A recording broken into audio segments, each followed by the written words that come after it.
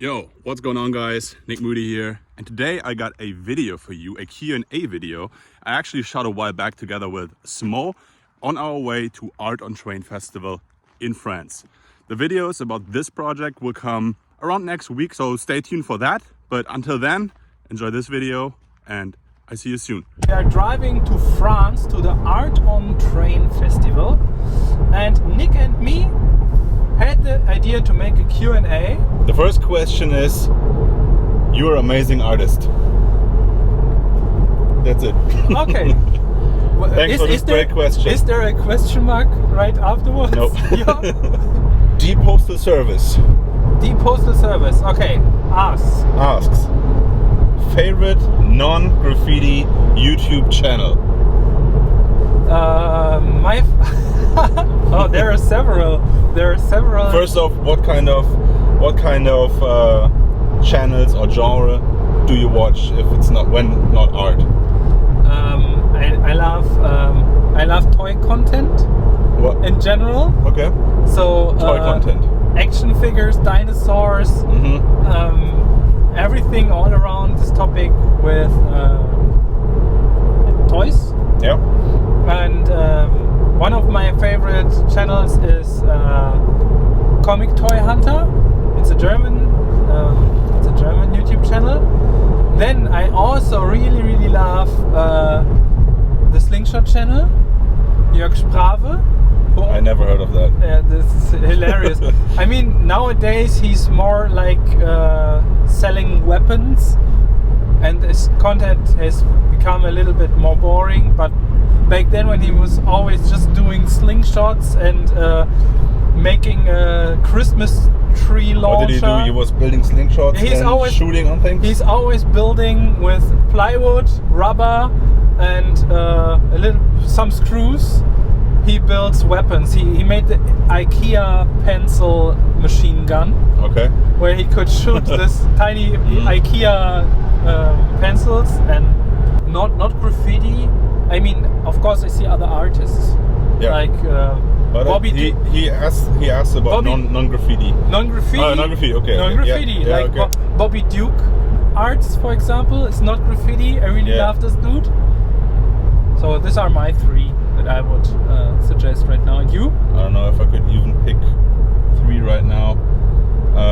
Well, generally I watch a lot of outdoor hiking, nature stuff.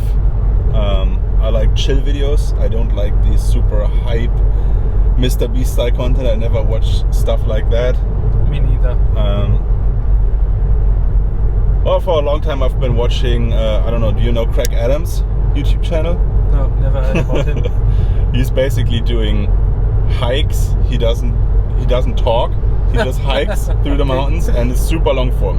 Sometimes it's an hour or something. And then at the end of each video, he basically breaks down his hike, what he did, what he ate, talks about the route. I don't know. I kind of find this super relaxing and interesting. Another German YouTube channel that I really like is from Lars Fischinger, Mystery Files. And he always talks about UFOs, about mysterious things that were found on Google Earth, or all this stuff, all these mystery things. I really like it as well, and I always watch his videos to fall asleep because he has such a beautiful voice, very deep. I think he smokes a lot. And Mystery Files, also a go-to Mystery Files. I sometimes like to watch photographers' content. It kind of relates to art. Well, it is an art form too, but not different. Graffiti. It's not graffiti. No, I'm just saying it's nice to see the world through a photographer's eye sometimes, and I like to see these POV style videos when they walk through the streets and take photos. Next question. Let's not get hung up in one question. So great question. Thanks, the Postal Service. Oh, I'm trying to put in my pin in your phone. That doesn't work, obviously. Okay, next question. Okay, what's your favorite color combo of all time? Is asked by Refillable. I don't know. One of those. What's your favorite color combo of all time? Or maybe let's just say, what's your favorite color combo right now? Like, why go all time?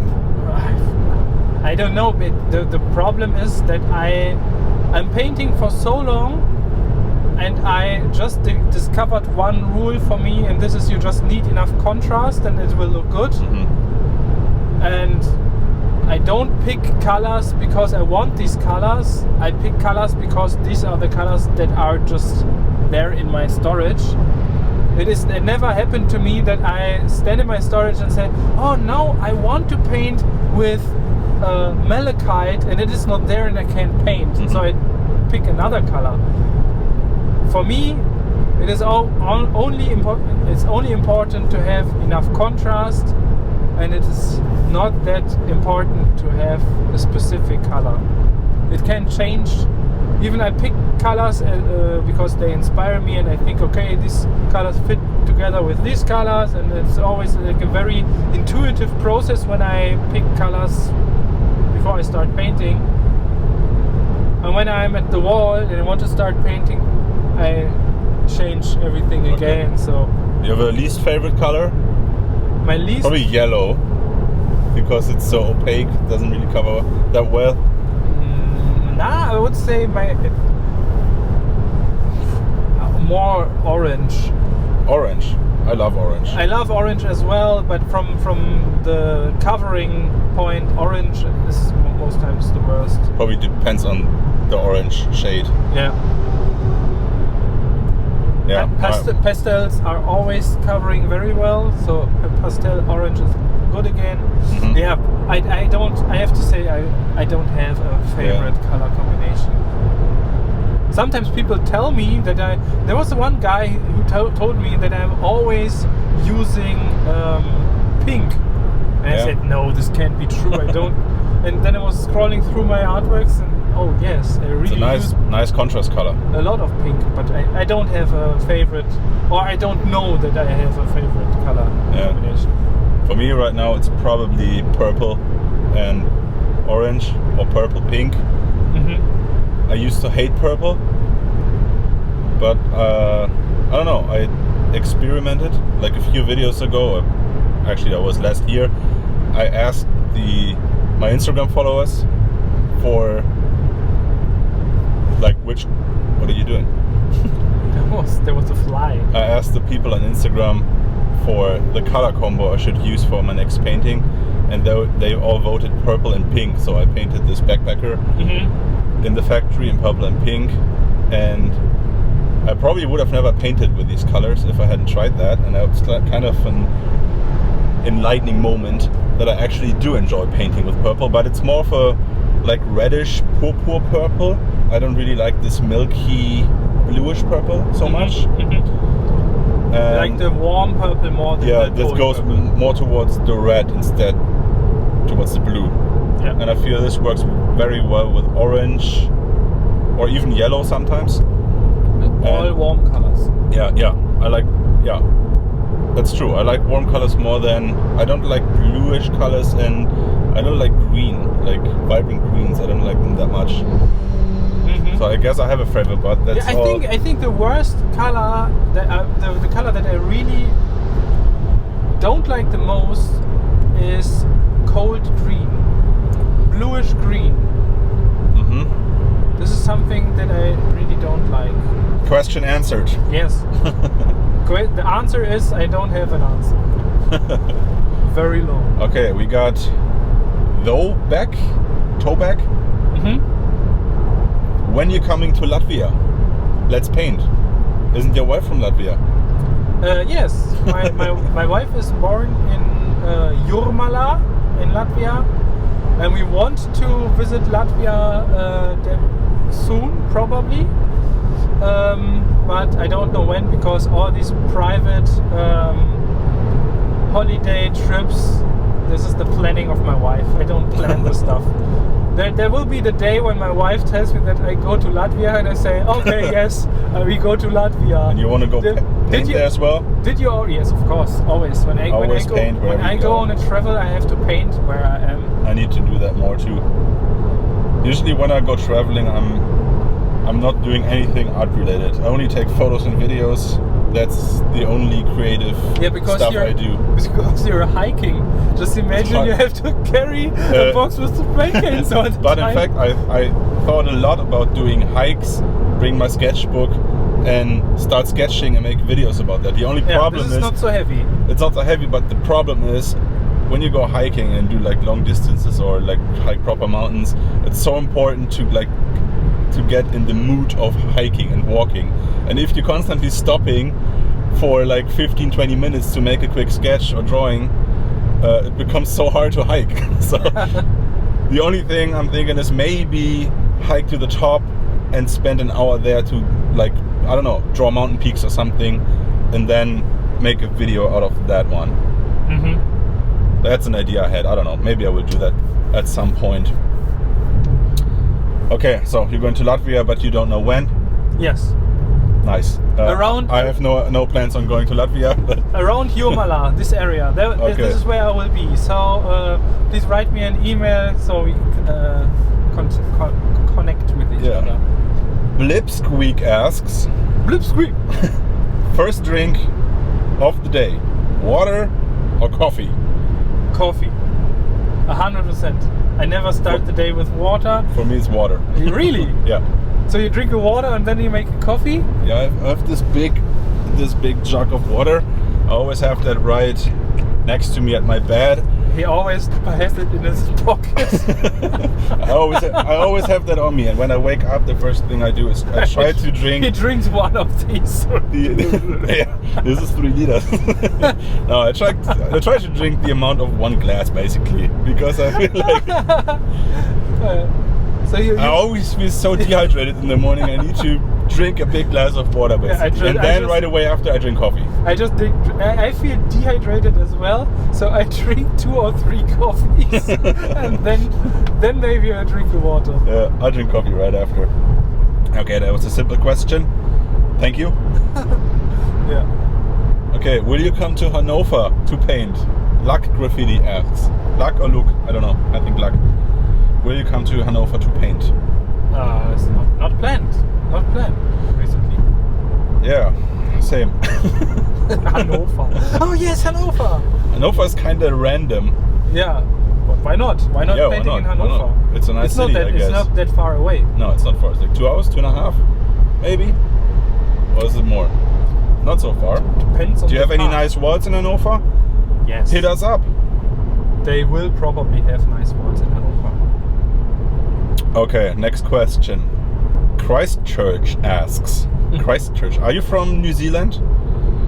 Probably, huh? Maybe it's the tourism board of Christchurch. Anyways, they ask what. Okay. Sorry. Is it a town, Christchurch? Yes, it's a town in New Zealand. What was the point in your painting career that made you realize you could do it as a profession? Did you listen to what I said? Yes, but this was my plan even before I had a career. Okay, there was no other option. No, I never had a job. Yeah. So I knew even in school that I will be a full-time graffiti artist, and I still remember. I don't know if the story really exists like that because it is so long ago. Oh, my driving assistant did not know which lane to take.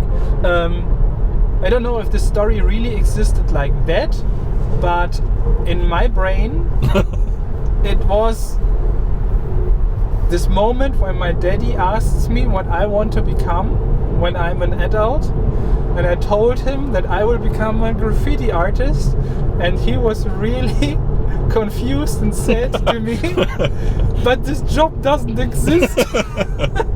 Yeah, but you kind of made it work. Yeah, but I said no, I will become a graffiti artist, and this was my plan. I mean, I had to go some other routes, a little bit. Like I studied designs, but I was doing commissions even while I was studying, and I was making all the money that I needed to have my study life. I was already working on my own. So I left school. I became I had 3 years of becoming a tool maker. This is the only time where I did something else. But while learning to become a tool maker, I was already doing commission jobs, and right when afterwards I became a full-time artist. And I didn't want to become a tool maker. It was like a family thing because everyone is a proper craft. Yeah. Learn something serious before you start doing this bullshit. And since that time, not always bad advice. No, it's good to go all in on your thing you really want to do, but it's not bad to really learn a good craft. Yeah, and it's something also to good. fall back onto, or even use like for your daily life, like being a good handyman. Never hurt anybody. And also it is good to do something that you really don't like for 3 years. To know what you value. To know what you really want, and to be even more sure that you really deeply want, that you will go all in and you will fight for it to become a full-time graffiti artist. And so this is what I've. So I'm the exact opposite.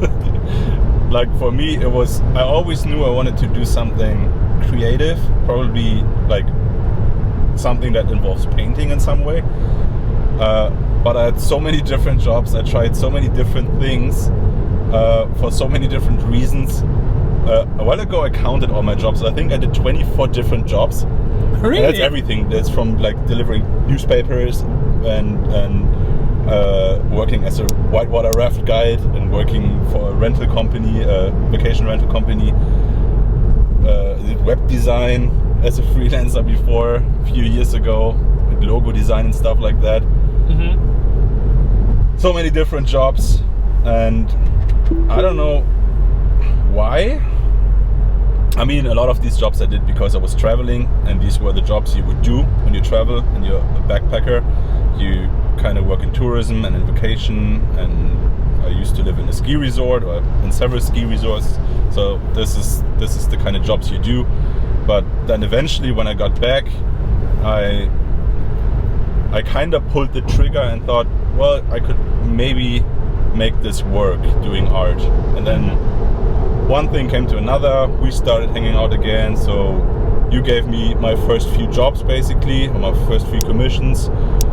So I don't know, one thing built on top of the other, and it became pretty clear that I want to do this as a job, and this is possible. And I'm still at the beginning, but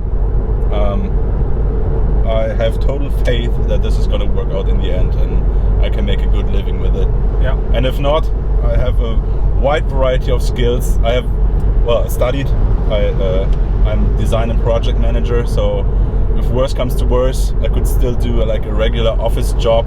Back then, when you came back from Canada and painted this electricity box right behind the wall in the park, it was, you came there just in time, because I wanted to quit to paint for the electricity company, because I was so annoyed by these electricity boxes, and then somebody is suddenly there in my town that I also know, and I was immediately calling Nick, and I still know. No, you sent me a voice message, and you were like, we hadn't talked in years, I guess, before. Like we had seen, I was traveling a lot, and we had seen like a few years, like several years for the last time before that.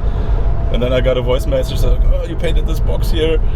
I want to get rid of these. I have so many commissions, you can have them all, or something like that. I don't know. Yeah, and I know that you told me afterwards that you had a bad feeling doing this, because like you were fishing in another person's lake. Territory.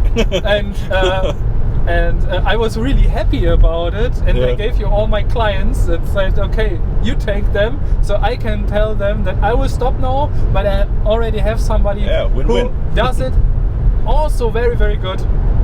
And I think you're doing a great job. since Thanks. that time on the electricity boxes. The next question is from our friend Frank Sirius. Frank! I have to translate this first. Frank, next time, please answer in English. Ask. Ask in English. What's the difference between pushing a line and drawing a line when you do outlines? Pushing and pulling. Pushing and pulling. I mean, draw is pulling too, right? If you draw something, something. Okay. I don't know. Yeah, you know what I mean. So you can pull a line and you can push a line. For example, when you paint grass, Yeah. you have to pull the lines because you want to have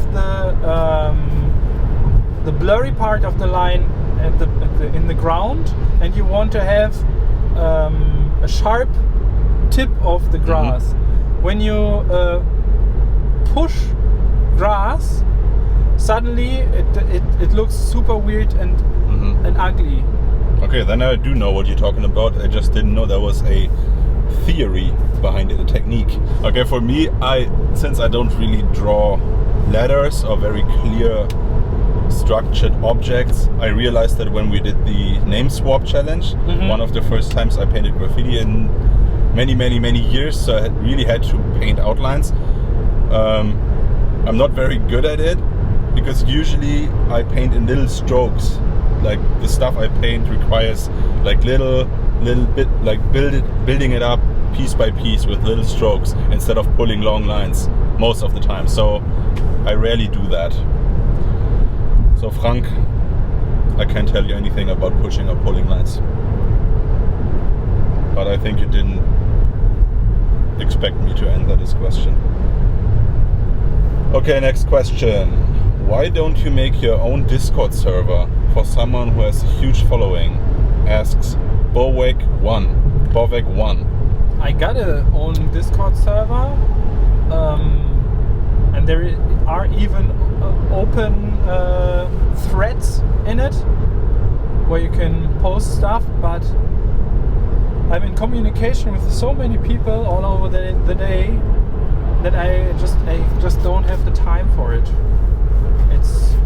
It is there, but I don't make advertisement for it, and there are some threads that are exclusive for people who are in the SMOE Class.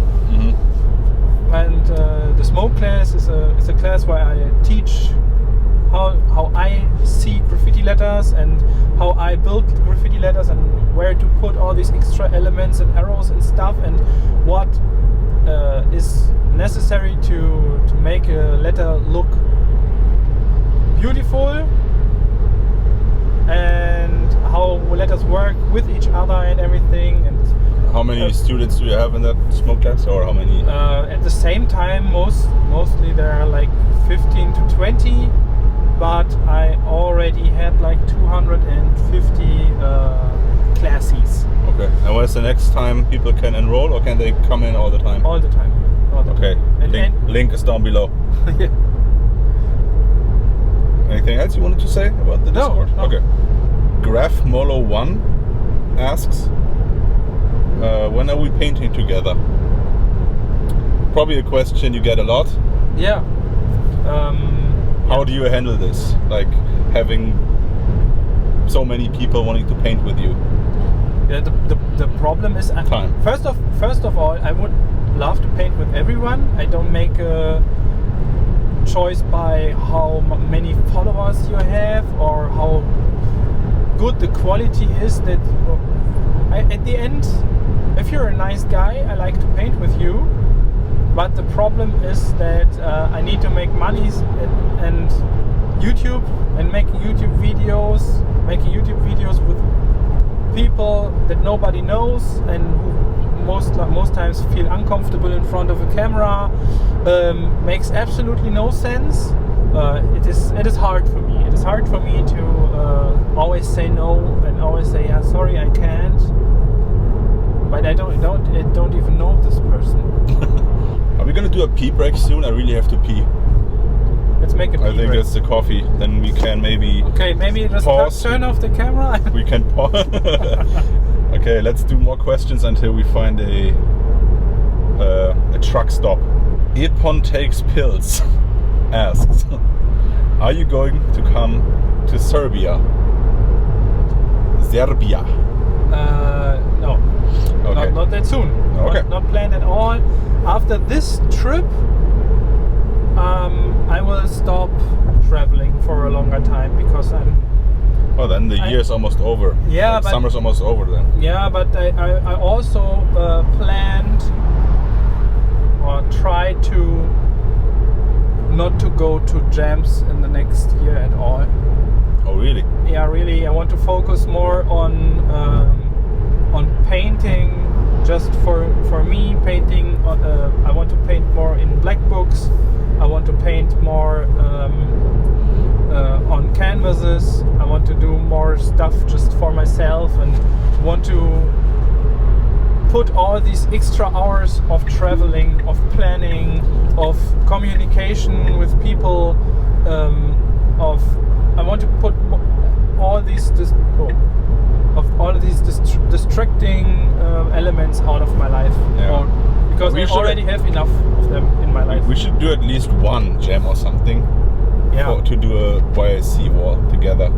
Graffiti Gevelsberg, no question, but big respect for. It's German. I have to live translate. Big respect for getting things done in the rain in Geldern and the end result. Yeah. Okay. Pienza Uno asks, tacos or burgers? I can answer for you. Burgers. Yeah, because tacos aren't really a big thing here in Germany. No. I know in the States or in Mexico, for example, tacos are a big thing. Here, not so much. We don't even have Taco Bell here or anything. Do you know Taco Bell? No. It's like a chain like I heard McDonald's. about it, but never been in there. I guess I would probably say tacos, but not many opportunities to buy them here, like cooked for you. I would have to make them myself. Always stay righteous. Always stay righteous. Will you ever come paint in the US? We had talks about this, like potential commissions. Yeah, That never happened. That never happened. Yeah, if someone says he or she really wants to let us paint there and not hire a local artist, then yeah, we fly over, paint there, and when we are already there, probably we will paint some more walls. But until now, nothing is planned, and it is so expensive just to fly over to the US. Yeah. It is too much for my wallet. Yeah. Deary83 asks, have you ever tried using refillable spray cans? Yeah, there are such things. No, never tried that. Yeah, me neither. I don't know. The only thing that I did was I needed one specific color that was not existing, and it was a more reddish warm gray, and I mixed this color by using a mixing cap, and spray painting with one can into the other can. It's terrible. Always shaking, trying a little bit if it is the color that I want, and then it was too red, so I made this spray can half empty, spray painted with another gray into this again, and at the end I had, like, after a very long, very stupid process, I had the right color that I wanted to use. Yeah. But it would have been so much easier just to take acrylic colors and mix it right away. Yeah. So refillable cans, I think, probably more eco-friendly, less waste, but it's just so inconvenient to. I've never tried it, but I would imagine you have to fill it up, then you have to pressurize it, you have to mix all the colors, all the shades first, because unlike acrylics, you can't really mix on the wall. Yeah. So you have to have like, depends on how many colors you need, but like at least 100 different shades or something. You have to mix them first, refill them. Yeah, but why is it less because you waste? don't throw away the cans after. Yeah, but you throw away the buckets where the color was in okay, before. if you have a big bucket, yeah, I think. I don't know. Yeah. Maybe let us know. Is there other benefits of using refillable spray paint? Like, is it worth the effort? I don't know. Sounds like a big mess too. Like it's lacquer, not just acrylics you put in there, right? So it's. Imagine you have to do. I don't know. I don't want to do that. I don't want to do that as well. But I'm in love with painting with regular wall paint and a roller and brushes, and there are so many tools that you can use that are easily accessible, that you can get in a hardware store where you can paint with, that are cheap and have a great result. So the spray can is good, but it is not the perfect tool for everything. Spray paint is better for details, but if you want to fill big spaces, it always makes sense to use just a roller, or maybe like you have this airless gun. Yeah, I used the airless sprayer once for a project or twice. I don't know. I didn't really. It was always easier to use a roller, and also I like the effect you get with a roller, the rough texture, and then going with spray paint into it. That was really fun the last time I did it. So I'm probably gonna do that a lot more. And now we are at the truck stop, and we're gonna continue this right now. Goodbye. Okay, piss break over. Time to continue the Q&A. Oh, we have a lot more questions. We have a lot more questions that came in while we were peeing. Frank Sirius asks again, and I don't know what that means. First off, good thing you're answering in you're asking in English now. Even if he didn't know that I said that. Why does Nick always take Husky breakfast at McDonald's? What does that mean? Husky breakfast, is that a thing? He has Huskies, and maybe they eat McMuffins.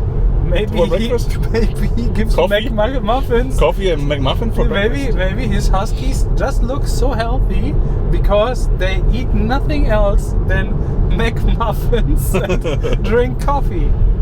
Room Graffiti Art asks, how do you clean your tiny pink stencil cap?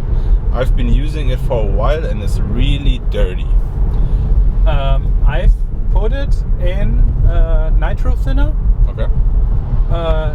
It was in there like for 2 days or 3 days. Then I shanked it a little bit. Yeah, hey, you do you. while watching at the glass. Yeah, and then it was clean. So I was happy. So I always forget to clean mine. I usually let the stuff in there dry for way too long. But the good thing is you can just use a screwdriver or something and break off the paint inside. It just falls out and then it's clean again. Yeah, but the container from the inside, it is still very dirty. Yeah, that's like slimy. I don't know. I'm very sloppy with that. Yeah, but I already bought my second one because the other one was so messy. You were too lazy to make yours clean. Yeah. I don't even use my tiny pink stencil cap that often. I very rarely use it, to be honest. If I do really tiny stuff on electric boxes, I use a brush. I don't know. I use cardboard whenever possible. Sometimes I use markers. And on the wall, I very rarely have to paint that small. And if I want to do tiny details, I use the McLean cap. I don't know.